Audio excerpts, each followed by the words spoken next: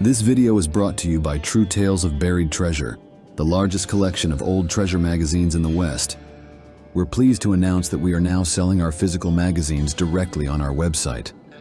You can browse by magazine title or search for a particular issue using the search bar. To pay us a visit, please click the link in the description. Enjoy. Gold. There is a kind of magic in that four-letter word. It was gold that, in 1849, filled the California hills with thousands of people drawn from every corner of the world. Gold gave the region an energy and drive that can still be felt today. Stories linger from those early days, tales of mysterious mines and lost placer deposits that no one but their discoverers ever saw, of gold dust hidden away in great quantities and forever lost with the sudden death of the man who mined it, of stolen gold from holdups, and of treasure caches buried in haste and never reclaimed. Tales like these are the second crop of any gold country. They embody the hopes of those who once rode hard to escape, intending to return later for their hidden fortune. But fate did not always ride beside them. Less than half an hour after one such robbery, the Shasta City Sheriff and a posse of 6 men, already in pursuit of a crazed wife-slayer in the area, came upon the halted stagecoach and its 2 shaken passengers. Wasting no time, they spurred their horses in pursuit of the gold-laden fugitives. Exactly 3 hours later, they overtook the trio on a rocky side trail. "Shoot first and ask questions later," ordered the sheriff. In the exchange of gunfire that followed, all 3 bandits were killed before anyone realized the grim truth. The robbers no longer had the gold. Somewhere along the shoulders of Mount Shasta in Siskiyou County lie 3 buried saddlebags containing $128,000 in gold coins. On a May morning in 1859, the Lassen City stage was carrying the largest gold shipment ever sent along that route to San Francisco. Rounding a curve, the driver found the road blocked by a felled tree. In an instant, 3 masked bandits burst from hiding with guns blazing. The driver and guard were dead before the stage had stopped rolling. The only passengers, a rancher and a liquor salesman, were unharmed. The robbers pried open the 2 heavy boxes, transferred the gold into 3 large saddlebags, and galloped up the mountain trail. Somewhere in the next 3 hours, they buried their treasure. When the sheriff's posse caught up and killed the fugitives, they made a discovery that Wells Fargo officials would discuss for years afterward. The stolen gold was nowhere to be found. This site, if ever located, would be of great interest to treasure hunters, historians, and archaeologists alike. Researchers might find valuable leads by studying old Wells Fargo records. An equally curious report appeared in the Daily Free Press on August 30th, 1853. Written in the flowery style of the day, it quoted the Placerville Herald of August 20th, describing a remarkable discovery. A correspondent from San Bernardino writes of a truncated pyramid found upon the Great American Desert, about 200 miles northwest of the junction of the Gila and the Colorado Rivers. The discovery was made by a party of 5 adventurers who attempted to cross the desert in search of a shorter route. Seeing an object on the western plain that appeared to be of human design, they rode nearly 5 miles across the barren sands to reach its base. The discovery described was one of the most extraordinary ever reported, especially considering its location in the very heart of desolation itself. It was nothing less than an immense stone pyramid, composed of courses or layers of stone ranging from 18 inches to nearly 3 feet in thickness, and 5 to 8 feet in length. The top was flat, measuring more than 50 feet square. It was evident, however, that the structure had once been complete, but that some great convulsion of nature had displaced its summit, which now lay in a huge broken mass along one of its sides, half buried in the drifting sands. This pyramid differed in several respects from those of Egypt. It was, or had been, more slender and pointed in form, and whereas the Egyptian pyramids were built of receding steps or terraces, this American pyramid appeared to have been a more refined and finished work. The outer faces of its stones were cut at such angles that the structure, when complete, would have presented a smooth and even surface from base to summit. From the level of the surrounding sands, 52 distinct layers of stone could be counted, averaging about 2 feet in height each. This gave the pyramid a visible height of 104 feet.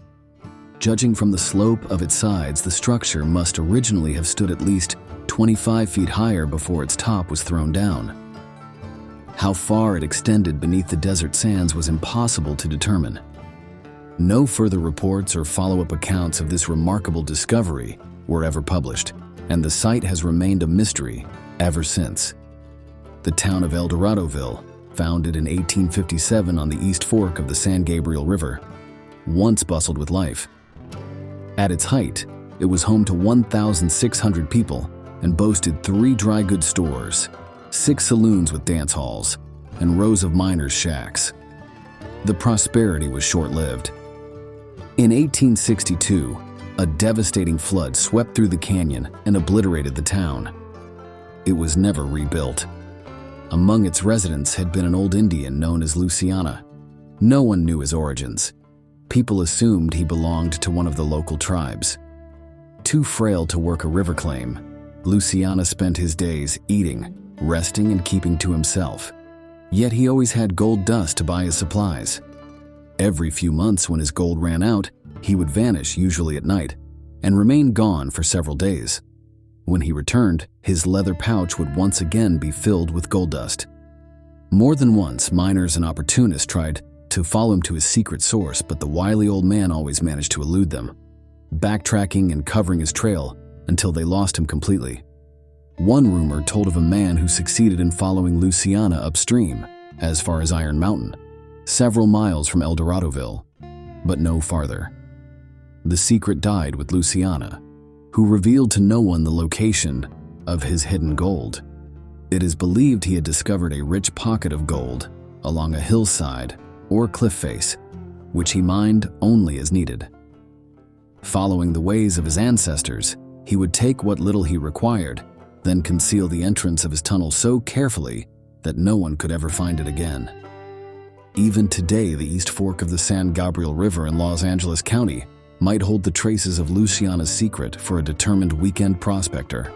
The small town of Brentwood, lying between Oakland and Stockton, seems of little interest to treasure hunters, except for one enduring mystery: the $40,000 in gold hidden somewhere on the grounds of the old 2-story home of Dr. John Marsh, the first American physician in California. Marsh was a solitary man. Once an honored sub-Indian agent in Minnesota, he left under suspicion of selling firearms to local tribes and fled westward in search of a new beginning. In California, he established a prosperous ranch and built an imposing mansion. But in 1856, a dispute with his Mexican ranch hands ended violently. They murdered him over unpaid wages. Before his death, Marsh had buried $40,000 in gold. His son, Charlie Marsh, later recalled, "I saw father count the gold a few days before he was murdered. But after his death, I was never able to find where he put it. It is almost certain the doctor concealed the money somewhere within his house or upon his property. Yet, more than a century later, the cash has never been found. Somewhere beneath the soil, or within the old walls of that mansion, the secret of Dr. Marsh's hidden fortune still lies waiting to be uncovered." Besides his hoard of gold coins, Dr. John Marsh was also said to have hidden other valuables somewhere near his house. None of these have ever been reported found. The mansion itself, built of solid stone and remarkably sturdy, leaves little reason to believe anything was concealed within its walls. If Marsh did hide his treasure on the property, the most likely places would be the cellar or the cookhouse, both potential sites for the strongbox young Charlie Marsh once saw. Another promising area is the land surrounding the house. Today, the property forms part of a private ranch, so permission must be obtained before any search can be made. Beyond the gold's face value, the coins alone would be worth a fortune to collectors, and should a manuscript be discovered alongside them, it would be of immense historical value, an artifact of great interest to historians, depending on its contents. Near Fisher Gulch, Just above the Canyon Creek Bridge, about 20 miles northwest of Weaverville, legend tells of a cache of gold worth $125,000, hidden since 1898. In the late 1890s, a miner named James Fisher came to the Canyon Creek region in search of gold. He built a small cabin at the mouth of a gulch, later named Fisher Gulch in his honor, and began mining. It wasn't long before he realized two important things. First, that he possessed one of the richest stretches of creek along the entire stream, and second, that his cabin sat in the middle of a thriving nest of rattlesnakes. Fisher wasted no time abandoning his dangerous homestead and constructed a new cabin across the creek at the far end of his claim, near a large bend in the water. Before long, he took on a partner named Frank Keenan, and together, they built a water ditch along the south bank of Canyon Creek to help wash gold from the gravel.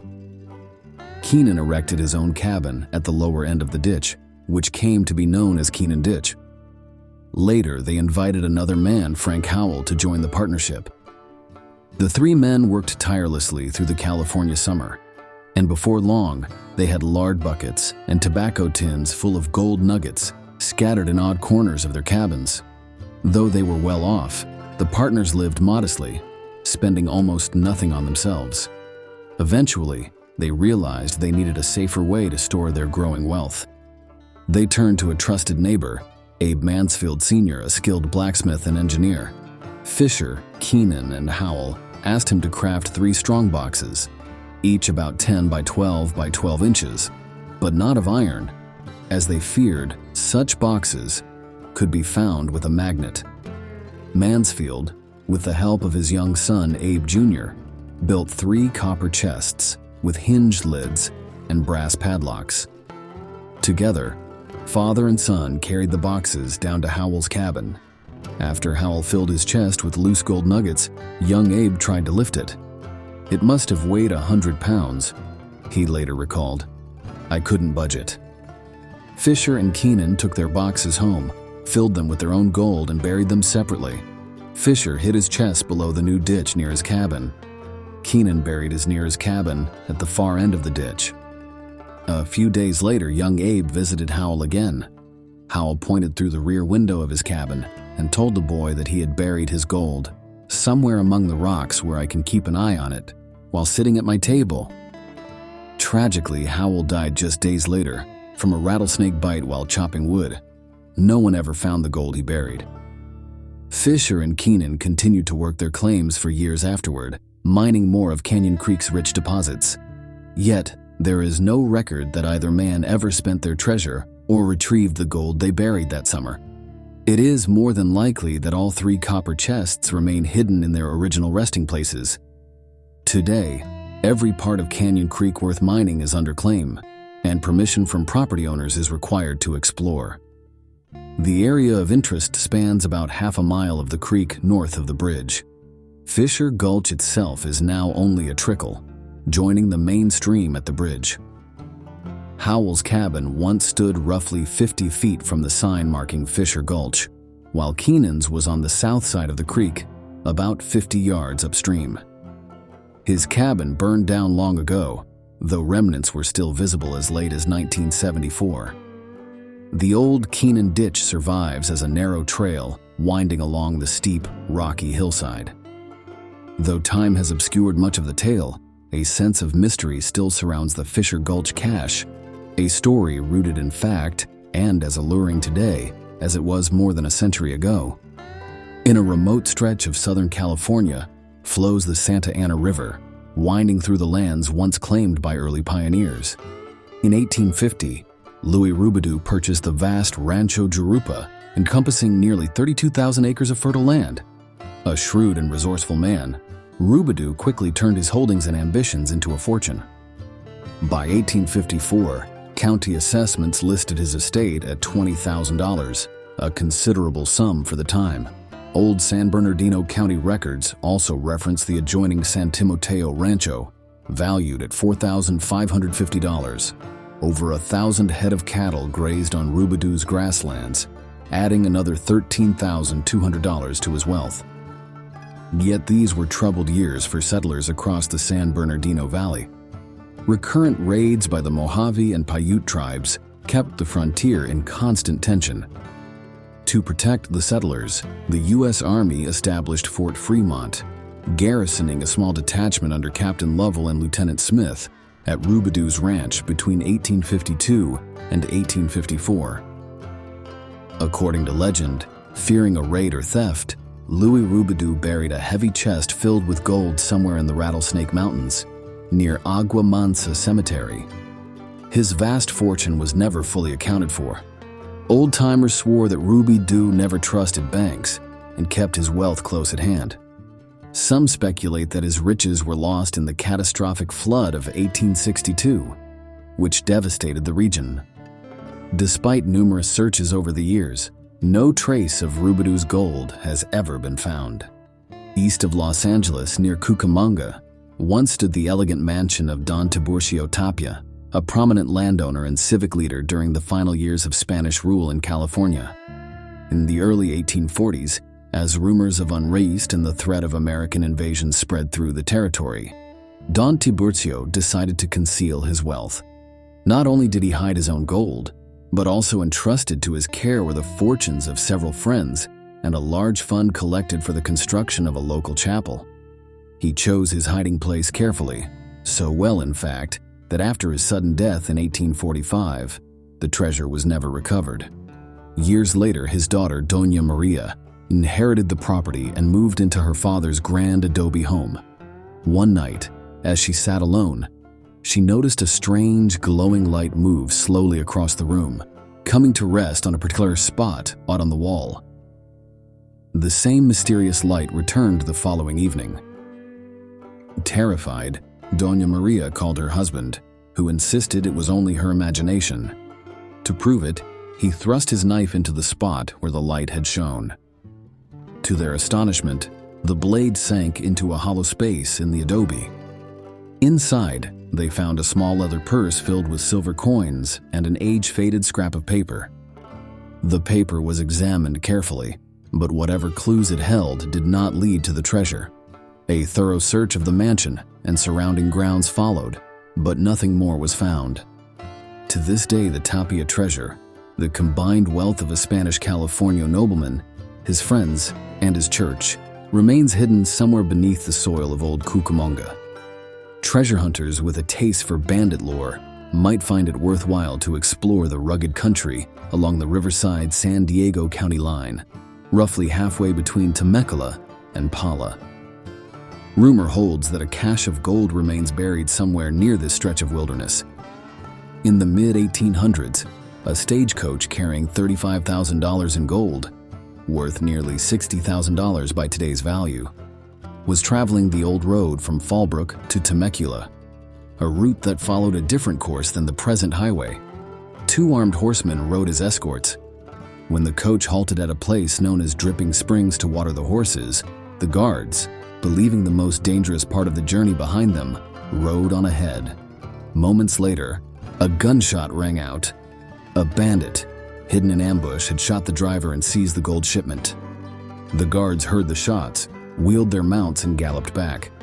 They soon caught sight of the fleeing outlaw and pursued him over a nearby mountain, south of Pachanga, a small Indian settlement.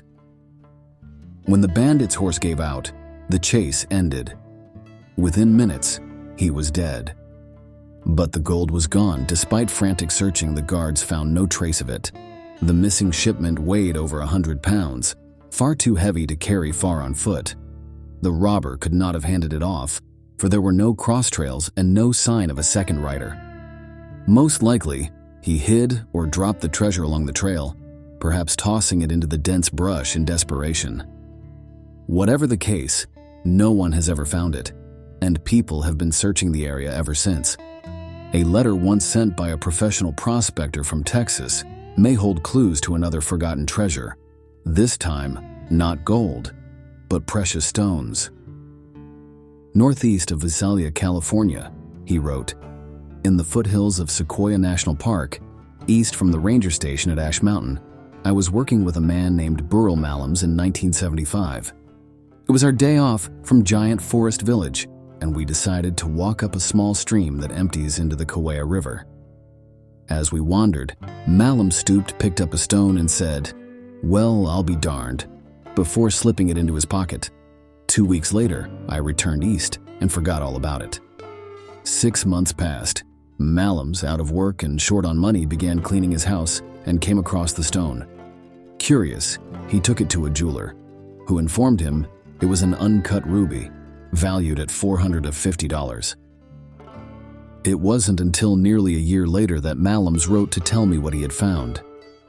His health had declined, and he was unable to search for more stones. He has since passed away, but somewhere along that little mountain stream, there must be more rubies. According to the letter, the discovery site lies within Sequoia National Park near the Kauai River, a tantalizing lead for anyone with a rock hammer and an adventurous spirit. 2 treasure legends are tied to the old Vallecito stage station in San Diego County. In June of 1868, a band of Mexican outlaws crossed into California, carrying $70,000 in stolen gold from raids in the north. They were making their way toward the Mexican border when they stopped for the night at Vallecito Station. Before resting, their leader announced, "I'll take the gold and bury it in that little canyon we saw north of here. We can dig it up before we leave tomorrow." But before dawn, a posse caught up with them. A gunfight erupted, leaving 2 of the bandits dead. The gold, however, was not on their horses, and it has never been found. Given the circumstances, treasure hunters believe the hoard was hidden within a 15-minute ride of the station, buried hastily before the lawmen arrived. California abounds with legends of lost Spanish church treasures, buried in haste during times of war, rebellion, or piracy. Among these many tales, one stands out because it rests on verifiable historical records, those of a French privateer who truly sailed these shores. In the early 1800s, a French pirate named Hippolyte de Bouchard, then in the service of Argentina, cruised along the California coast attacking Spanish holdings. Bouchard's raids are well documented. He plundered several coastal settlements and missions, leaving behind a trail of fear and ruin. After one such raid on Mission San Diego, where church valuables were carried off, word reached the padre of Mission San Juan Capistrano that his mission would be next.